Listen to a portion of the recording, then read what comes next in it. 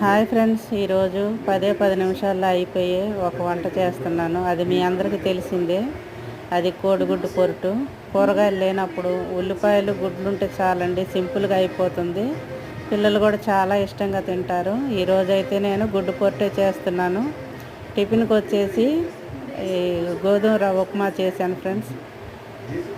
ఇది ఉప్పు వేసి కలుపుకుంటున్నాను. ఇది మగ్గేలోపు పక్కన పనులు కూడా అయిపోతాయి.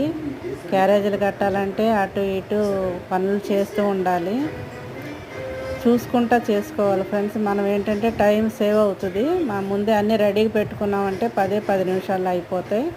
పసుపు వేసి కలుపుకున్నాను ఫ్రెండ్స్. ఆనియన్స్ కూడా ఇక గుడ్లు పగలగొట్టి ఒక గిన్నెలో వేసుకున్నాను.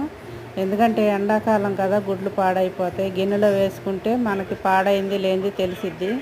ముందే దాంట్లో వేసేసామనుకో పగలగొట్టి మొత్తం వేస్ట్ అయిపోద్ది. ఉల్లిపాయలు మనం వేసిన నూనె మొత్తం పాడైపోద్ది. అప్పుడు మొత్తం పారేయాల్సి వచ్చిద్ది.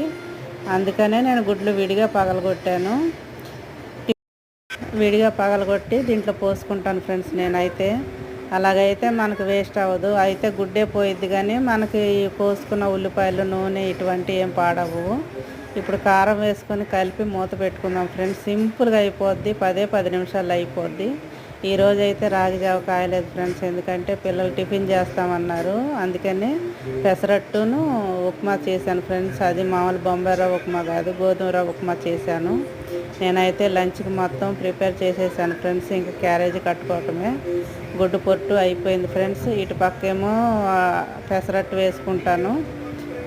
పెసరట్లో ఉప్మా బాగుంటుంది ఫ్రెండ్స్. మామూలుగా నాకైతే బొంబాయి రవ్వ ఉప్మా ఇష్టం, పిల్లలకైతే మామూలు గోధుమ రవ్వ ఉప్మా ఇష్టం. నేనైతే క్యారేజ్ అయితే రెడీ చేసేసుకున్నాను ఫ్రెండ్స్.